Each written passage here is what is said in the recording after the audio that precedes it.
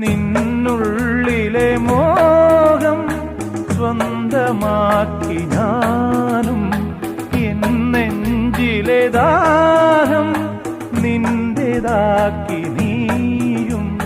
പൂച്ചങ്ങലയ്ക്കുള്ളിൽ രണ്ട് മൗനങ്ങളെ താമരത്താളിൽ പനി നീർത്തുള്ളികളാ. ഒരു ഗ്രീഷ്മശാഖിയിൽ വിടരും വസന്തമായി പൂത്തുലഞ്ഞ പുളകം നമ്മൾ. പൂങ്കാറ്റിനോടും